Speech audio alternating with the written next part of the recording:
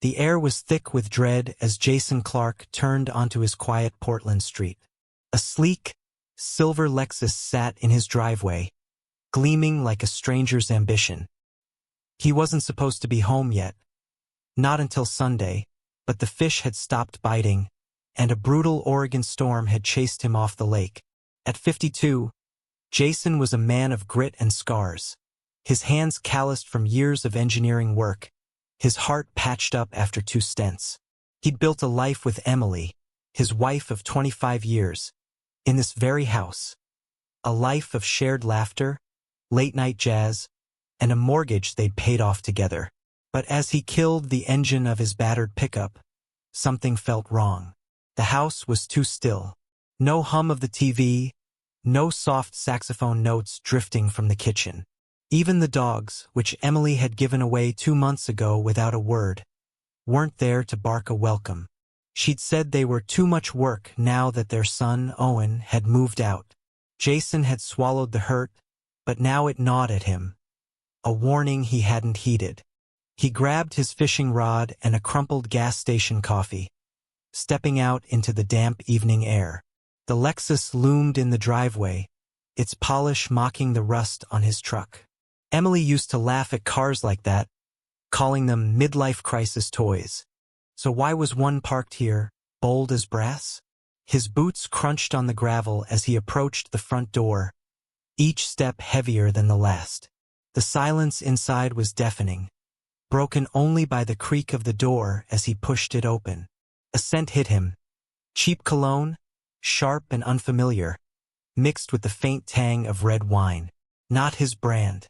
Jason's pulse quickened, but he moved slowly, deliberately, like a man stepping into a stranger's life. The hardwood floor, laid by his own hands the summer after his second heart attack, echoed under his weight. He passed the entryway, his eyes scanning the familiar. The knit blanket from their 10th anniversary, the wedding photo on the mantel, the clock he'd fixed last winter. Then he turned into the living room, and the world tilted. There she was, Emily, curled on the couch, her legs tucked beneath her like a teenager on a first date. Her auburn hair caught the lamplight, and she was smiling soft, unguarded, the way she hadn't smiled at him in years. Next to her sat a man, Nathan Wilson, her high school sweetheart, the one she'd mentioned in passing with a wistful laugh. His hand rested on the cushion beside her, fingers splayed as if they'd just brushed against her. Nathan's hair was still that fake chestnut brown, reeking of dye and denial, and he turned his head slowly, like Jason was an unwelcome interruption. "You're early," Emily said, her voice cool, almost bored. No panic, no guilt, just a flicker of inconvenience, as if he'd walked in on her favorite show. Jason stood frozen, the fishing rod still in one hand, the coffee can crumpling in his coat pocket. His eyes flicked from her to Nathan, then back. "Who's this?" he asked, though the answer was already clawing at his chest. Emily unfolded her legs, sitting up straighter. "This is Nathan," she said, as if introducing a colleague. "We've reconnected." The word landed like a blade. Reconnected. Not "I'm sorry," not "I messed up," but a proud, deliberate reconnected. Nathan stood, offering a hand with a smile that didn't reach his eyes. "Jason, good to see you. You're in my house." Jason cut him off, his voice low, steady, but laced with something dangerous. "Sitting too close to my wife." Nathan's hand dropped, his smile faltering. Emily sighed, folding her arms. "Jason, let's not do this. We haven't been us for years. You know that." He laughed, a short, bitter sound that echoed in the quiet room. "Is that your excuse? We haven't been us? What about the dogs, Emily? You gave them away so your new friend wouldn't hear them barking." Her eyes narrowed, but she didn't flinch. "This isn't about the dogs. It's about us. Or what's left of us." Jason's grip tightened on the rod, his knuckles white. He wanted to shout, to demand answers, but something colder took hold. He looked at Nathan, whose smug posture had softened into unease, then back at Emily. Her face was calm, almost serene, as if she'd rehearsed this moment. And then she said it, the line that turned his heart to stone. Nathan and I, we never stopped loving each other.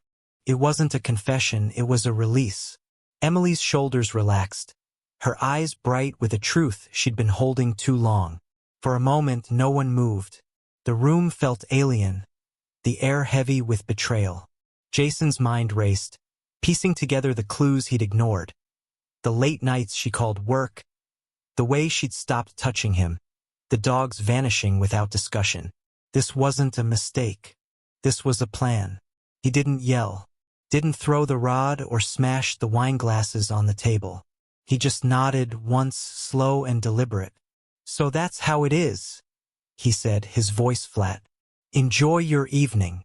He turned toward the door, but paused, his hand on the knob. Without looking back, he spoke, his words sharp enough to cut.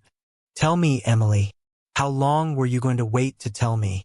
Or were you hoping I'd catch you like this? She didn't answer. The silence was her only apology. Jason stepped outside, the door clicking shut behind him. The birds chirped, oblivious, as if the world hadn't just cracked open. He stood there, the coffee can now crushed flat in his pocket, and felt something shift inside. Not rage, not despair, but clarity. This wasn't the end. It was the beginning of something else. Something Emily and Nathan would regret. The door slammed shut, but the world didn't stop spinning. Jason Clark stood on his porch, the Portland night swallowing him whole. Betrayal wasn't just a word. It was the ache in his chest, the weight of 25 years unraveling like a cheap sweater. Emily's voice echoed in his skull. We never stopped loving each other. And Nathan's smug face, sitting in his house, on his couch, burned hotter than the 2 heart attacks he'd survived. He climbed into his truck, the leather seat creaking under his weight. The crushed coffee can in his pocket jabbed his thigh, a petty reminder of the life he'd left behind minutes ago. He didn't start the engine. Not yet. He just sat there, staring at the house he'd built, the porch light glowing like a lie. The wedding photo on the mantel, the blanket from their 10th anniversary, those weren't just things. They were promises. And Emily had traded them for a man who dyed his hair and drove a Lexus. Jason's hands gripped the wheel, his knuckles pale. He wasn't going to cry. He wasn't going to drive back in and beg. But he wasn't going to let this go either. Clarity cut through the fog of hurt. This wasn't just about Emily. There was more to this, something colder, more calculated. The dogs, the late nights, the way she'd started locking her phone. She'd been planning this, and he'd been too busy fixing clocks and paying bills to see it. The front door opened, and a figure stepped out. Not Emily. Not Nathan. It was Owen, their 30-year-old son, his sharp features lit by the porch light. Jason's heart lurched. Owen had always been his shadow science fairs, bike rides, painting the garage with rainbow handprints when he was 5. But now he was part of this. Owen walked to the truck, hands in his pockets, his stride too casual for the storm brewing between them. He tapped on the window. Jason rolled it down, the cold air rushing in. Dad, Owen said, his voice steady, like he was explaining a math problem. You okay? Jason stared at him, searching for the boy who'd once clung to his leg. You tell me, he said, his tone flat. What's going on in there? Owen shifted his weight, glancing back at the house. Mom told me about Nathan. A while ago. They're in love, Dad. She was lonely. You were always working. The words hit like a sucker punch. Lonely. Working. As if Jason's 60-hour weeks, his calloused hands, his 2 stents weren't for her. For them. And you're okay with this? He asked, his voice low, dangerous. Owen met his gaze, unflinching. They belong together. She's happy. Isn't that what matters? Jason's jaw tightened. He wanted to grab his son, shake him, make him see the betrayal for what it was. But Owen's eyes were cold, calculating. like he'd already chosen sides. Happy? Jason repeated, the word bitter on his tongue. So you knew, and you didn't tell me. Owen looked away, just for a second, but it was enough. Guilt. It wasn't my place, he said. Mom said you'd understand. Eventually. Jason laughed, a hollow sound. Understand? My wife's screwing her high school boyfriend in my living room, and my son's playing therapist. What's there to understand? Owen's face hardened. Don't talk about her like that. She's still your wife. Not anymore, Jason said, his voice slicing through the night. And you? You're standing there like you're on her team. My own flesh and blood. Owen opened his mouth, then closed it. The silence was louder than any argument. Jason's chest ached, not from his heart condition, but from something deeper, a fracture that no stent could fix. He'd raised this boy, taught him right from wrong, and now Owen was nodding along to his mother's lies like they were gospel. The porch light flickered, and Emily appeared in the doorway, her silhouette soft but unyielding. Owen, she called, her voice calm, like she was summoning him for dinner. Come inside.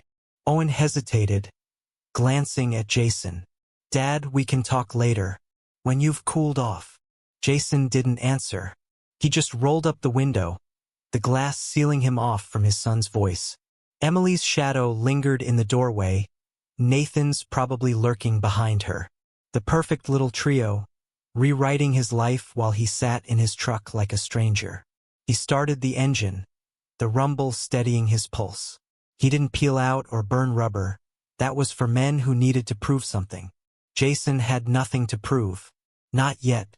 He drove, the city lights blurring past, his mind racing faster than the truck. Emily thought she'd won.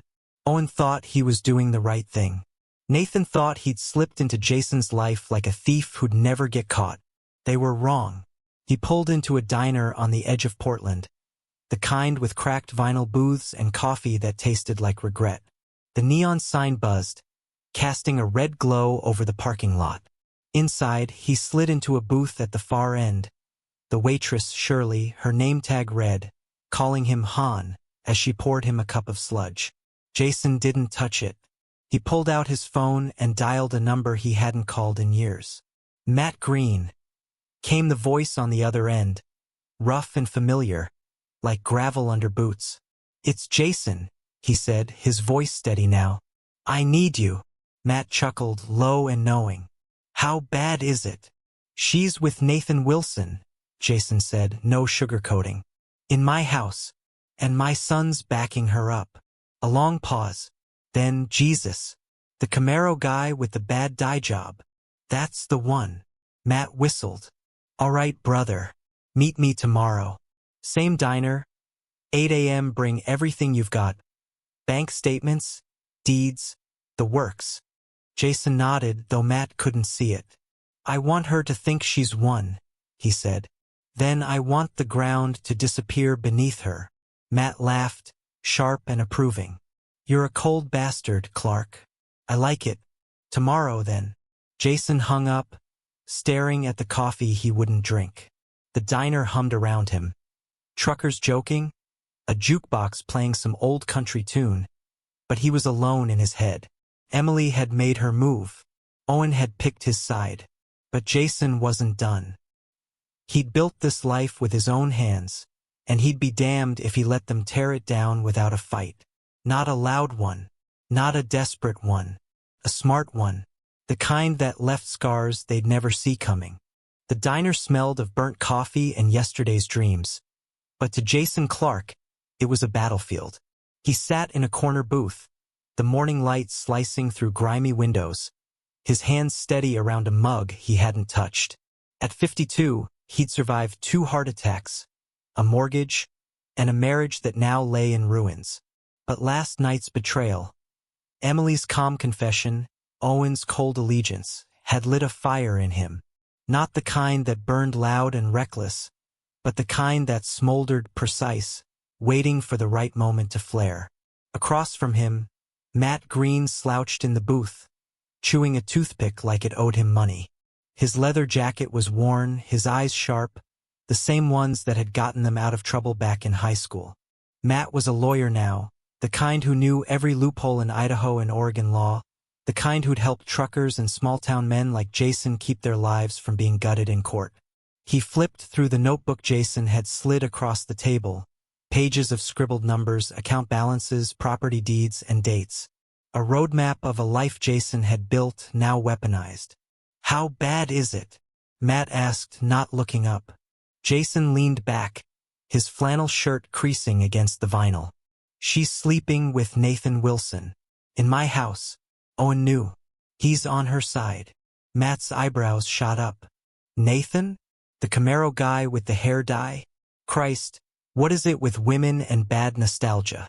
Jason didn't smile. "She says they never stopped loving each other. Owen says she was lonely. I say they're both full of it." Matt closed the notebook, his toothpick pausing mid-chew. "And you? What do you want?" Jason's eyes were steel. "I want her to think she's won. I want her to walk into court in her best heels, smiling like she's got the house, the savings, half my pension. Then I want the rug pulled so hard she hits the floor and stays there."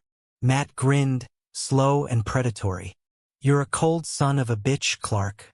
I've missed this side of you." They got to work, the diner's hum. Clinking forks, a waitress calling orders, fading into the background. Matt spread out the notebook, his pen moving like a surgeon's scalpel.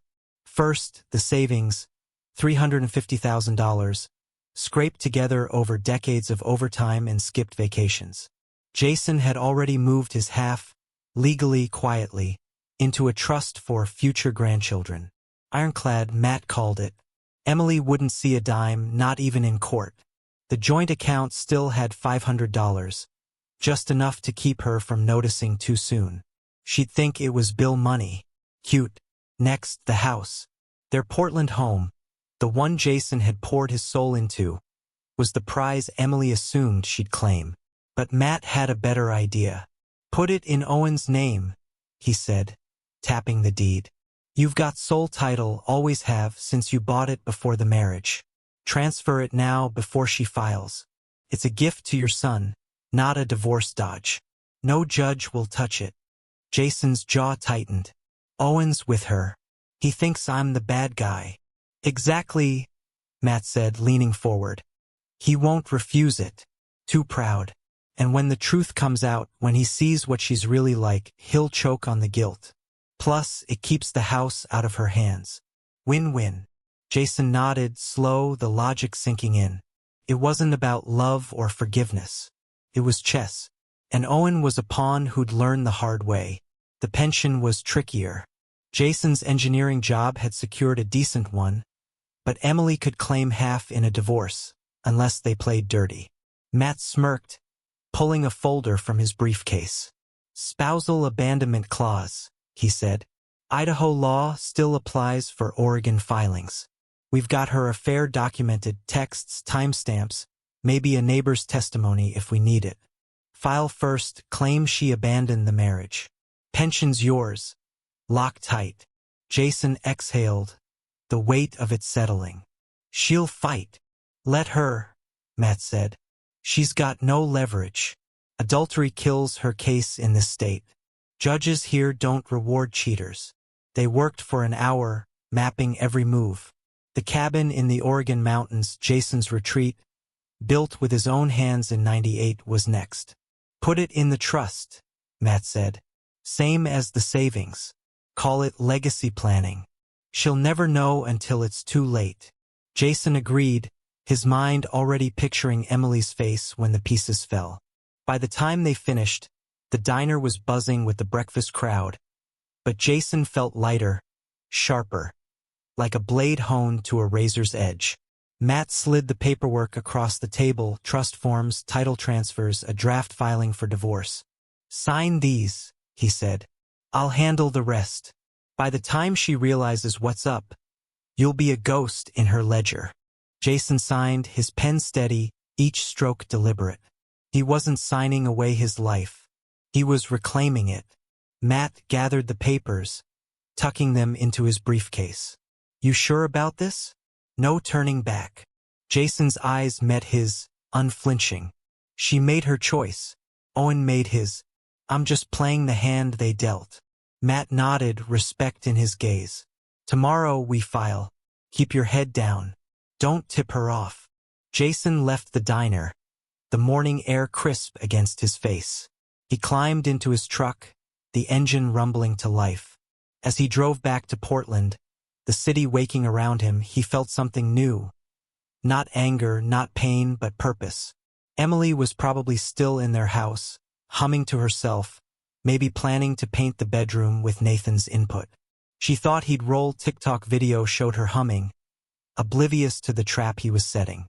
She thought she'd won, that he was broken, defeated. She didn't notice the changed Wi-Fi password, the old flip phone he'd started using, the bank statements he'd stopped leaving on the counter. She was too busy falling in love again, twirling through their kitchen with a traitor's heart. But Jason wasn't broken. He was awake. And while Emily dreamed of her new life, he was building a cage she'd never escape. The plan was in motion, every detail precise, every move legal. He wasn't going to shout or fight. He was going to win, quietly, surgically, the way only a man who'd survived betrayal could. The courtroom doors swung open, and Emily Clark strode in like she was walking onto a stage. Her cream-colored suit hugged her frame. Her heels clicked with purpose, and a faint smile played on her lips. Confident, untouchable, the queen of her own narrative. At 48, she looked every bit the woman who believed she'd outsmarted her husband, her past, her life. Nathan Wilson trailed behind, his navy blazer straining at the seams, loafers polished to a desperate shine. They were a photogenic pair, two people convinced love could rewrite betrayal. But Jason Clark, sitting quietly in his worn flannel and jeans, knew better. This wasn't their story anymore. It was his. The Portland courthouse was sterile, all polished wood and humming fluorescent lights. But to Jason, it felt like a chessboard. At 52, he'd survived 2 heart attacks, 25 years of marriage, and the gut punch of his wife and son's betrayal.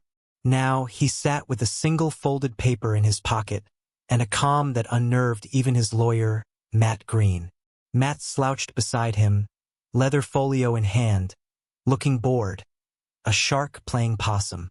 Across the aisle, Emily's lawyer, a slick young man with a news anchor haircut, arranged binders and charts like he was building a fortress of inevitability. Emily leaned toward Nathan, whispering, her hand brushing his. Jason didn't look at them. He didn't need to. He'd already seen the ending.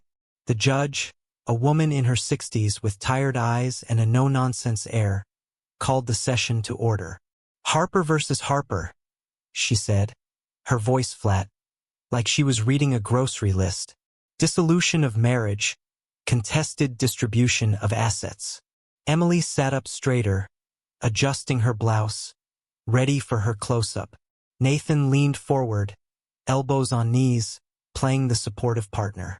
Jason stayed still, his graying beard wild, his boots scuffed from a decade of Oregon winters. He looked like a man who'd wandered in by mistake. That was the point. Emily's lawyer stood, his voice smooth as he launched into demands. "My client requests equitable division of the marital home, joint savings, 50% of Mr. Clark's pension accrued during the marriage, and spousal support for a transitional period of no less than 3 years. He gestured to his binders, as if their weight alone guaranteed victory. Emily nodded, her smile widening. Nathan squeezed her hand. They thought they'd won before the game began. Matt waited, letting the silence stretch, then stood with a lazy clearing of his throat. "Your Honor," he said, his tone almost apologetic. "My client agrees to the divorce settlement in full. Our terms were submitted in writing." He handed over a thin packet, unassuming, no theatrics. The judge took it, her brow furrowing slightly at its brevity. Emily blinked, her smile faltering. She leaned toward her lawyer, whispering urgently. This wasn't the plan. She'd expected a fight. Jason clawing for the house, haggling over alimony, maybe even begging. Instead, he sat there, hands folded, eyes fixed on the judge's desk like he was waiting for a bus. Her lawyer patted her arm, reassuring, but his eyes darted to Matt's packet. Something was off. The judge flipped through the pages, her expression neutral. Mr. Clark waives claim to further property, she read aloud. Mrs. Clark will receive the 2014 Toyota Camry and a one-time settlement of $5,000, to be processed within 5 business days. The marital home is titled to Owen Clark, as per prior transfer. Savings accounts are declared 0 at the time of filing, transferred to an irrevocable trust. The pension is protected under a spousal abandonment clause. The air thickened. Emily's lawyer froze, his pen hovering over his notes. Emily's hand dropped from Nathan's, her breath catching. "Wait," she said, her voice cutting through the courtroom. "What? The house? The savings?" She turned to her lawyer, her composure cracking. "What is she talking about?" The judge looked up, unamused. "Mrs. Clark, please let your counsel speak." Her lawyer stood, flustered, flipping through his binders. "Your Honor, there must be a mistake. The marital assets, the home, the savings were to be divided equitably. We weren't informed of any transfers." Matt shrugged, his boredom a performance. "All disclosures were provided, Your Honor. The house was transferred to Owen Clark on June 8th, months before proceedings. Sole title, county records clear. The trust was established with Mr. Clark's personal funds, never co-held. Bank statements confirm. The pension is secured under Oregon statute, Section 33-02B, triggered by documented infidelity." He turned to Emily's lawyer, almost pitying. "Your client signed the agreement. No coercion, no surprises." Emily grabbed the settlement papers, her hands shaking as she scanned the pages. Line 12. Property not subject to distribution. Title transferred prior to proceedings. Page 6. Savings account balances. 0. Trust irrevocable. Her eyes widened, her breath shallow. She flipped to the appendix, saw the house title in Owen's name, the trust reference. Her lawyer leaned over, pointing to the pension clause, whispering fast, but Emily wasn't listening. She looked at Jason, really looked, and saw it. The tilt of his head, the blank calm in his eyes. He wasn't defeated. He was untouchable. "Excuse me," she said, her voice trembling but loud. "Where's the rest of it? The money? The house? This isn't right." The judge didn't flinch. "Mrs. Clark, you signed the agreement. If you had questions, they should have been raised prior to this hearing." "But the house?" Emily's voice rose, desperate. "It was ours. He can't just give it to Owen to cheat me." Matt's voice was calm, almost bored. "The transfer was legal, Your Honor. A gift from father to son, months before any divorce filing. No marital fraud. The trust is airtight, formed for future grandchildren. The pension is protected by law. Mrs. Clark retains the car and $5,000, as agreed." Emily's lawyer paled, his fortress of binders useless. Nathan shifted in his seat, his confident lean gone, his eyes darting to the exit. Emily turned to him, her voice sharp. "You knew about this? You said he wouldn't fight." Nathan raised his hands, defensive. "I didn't know, Emily. You said he'd roll over. You said it was handled." She laughed, a brittle, hysterical sound. "Handled? You told me it'd be simple." The judge tapped her gavel, the sound sharp. "Mrs. Clark, sit down. You're embarrassing yourself."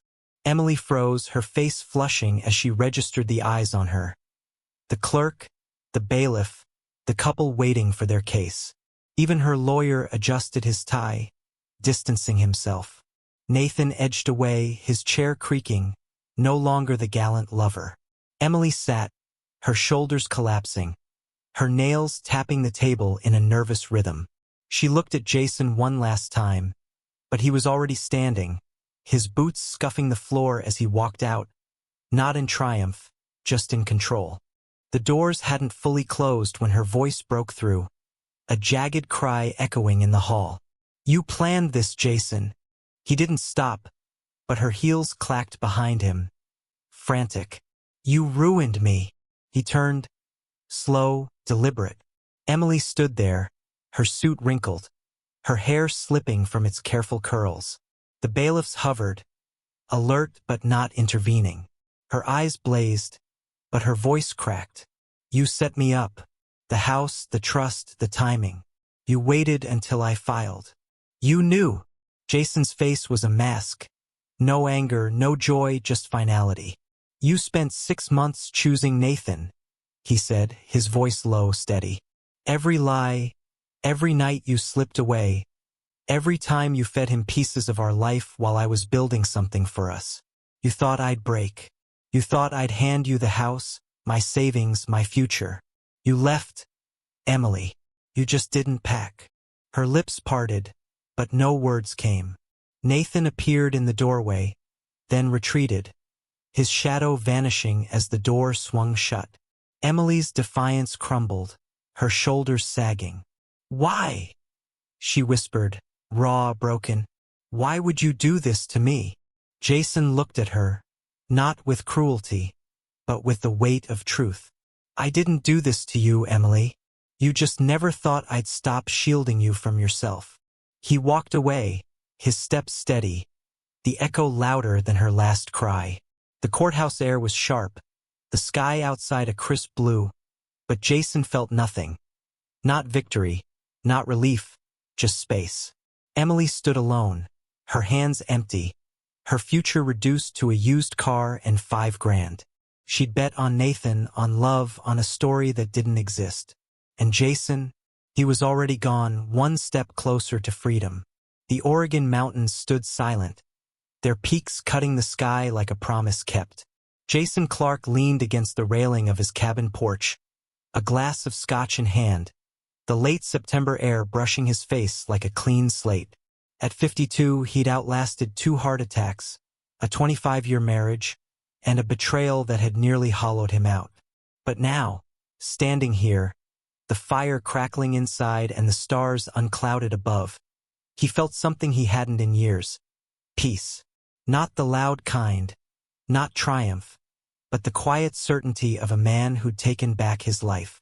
2 months had passed since the courtroom, since Emily's world collapsed under the weight of her own choices. She was gone now, not just from his life but from the story she'd tried to rewrite. Jason had heard through a mutual friend, Portland's gossip mill never slept, that she'd moved into a basement apartment on the city's edge, a 1-bedroom box with peeling linoleum and walls that smelled of damp regret. Her silver Lexus was history, traded for a 2014 Toyota that coughed on cold mornings. Her days, once filled with dreams of Nathan's promises, were now a grind of microwave dinners and neighbors shouting through thin walls. The final blow came in a letter, delivered to her dented mailbox on a gray Thursday. Jason hadn't seen it, but he could imagine her hands trembling as she tore it open.